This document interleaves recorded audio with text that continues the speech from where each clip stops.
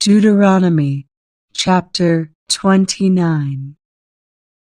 These are the terms of the covenant the Lord commanded Moses to make with the Israelites while they were in the land of Moab, in addition to the covenant he had made with them at Mount Sinai.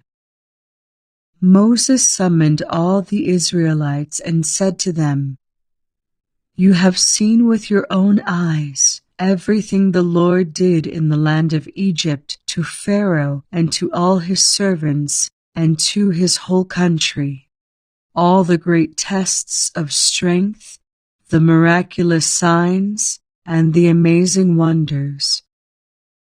But to this day the Lord has not given you minds that understand, nor eyes that see, nor ears that hear. For 40 years I led you through the wilderness, yet your clothes and sandals did not wear out.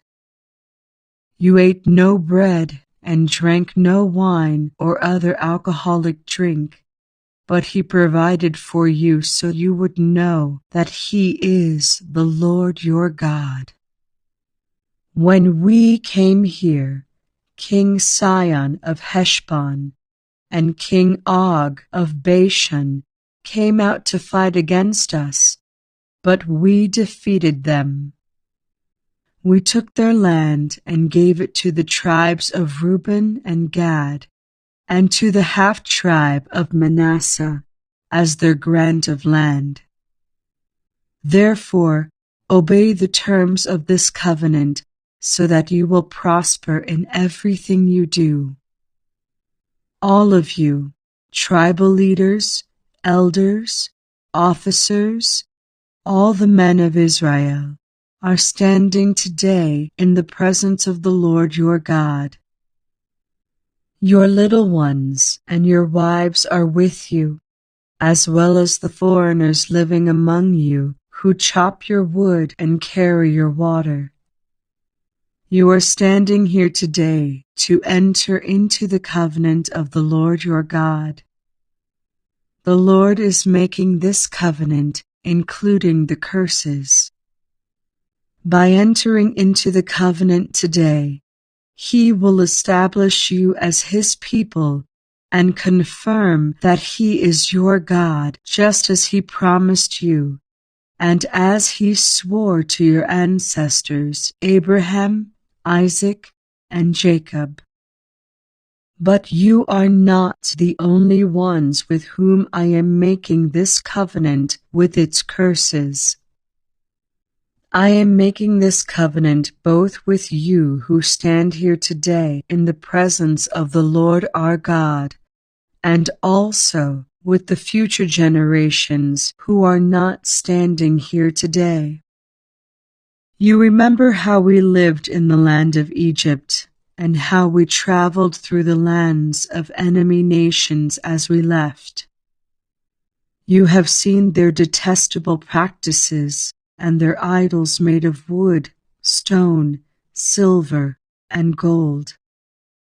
I am making this covenant with you so that no one among you, no man, woman, clan, or tribe, will turn away from the Lord our God to worship these gods of other nations, and so that no root among you bears bitter and poisonous fruit. Those who hear the warnings of this curse should not congratulate themselves, thinking, "I am safe, even though I am following the desires of my own stubborn heart." This would lead to utter ruin. The Lord will never pardon such people. Instead, his anger and jealousy will burn against them. All the curses written in this book will come down on them, and the Lord will erase their names from under heaven. The Lord will separate them from all the tribes of Israel to pour out on them all the curses of the covenant recorded in this book of instruction. Then the generations to come, both your own descendants and the foreigners who come from distant lands, will see the devastation of the land and the diseases the Lord inflicts on it. They will exclaim, "The whole land is devastated by sulfur and salt. It is a waste land with nothing planted and nothing growing, not even a blade of grass. It is like the cities of Sodom and Gomorrah, Admah and Zeboim, which the Lord destroyed in his intense anger." And all the surrounding nations will ask, "Why has the Lord done this to this land? Why was he so angry?" And the answer will be, "This happened because the people of the land abandoned the covenant that the Lord, the God of their ancestors, made with them when he brought them out of the land of Egypt. Instead, they turned away to serve and worship gods they had not known before, gods that were not from the Lord. That is why the Lord's anger has burned against this land, bringing down on it every curse recorded in this book.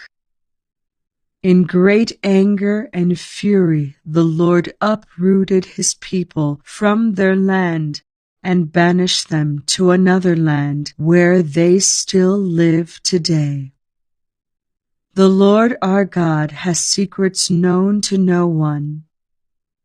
We are not accountable for them, but we and our children are accountable forever for all that he has revealed to us, so that we may obey all the terms of these instructions.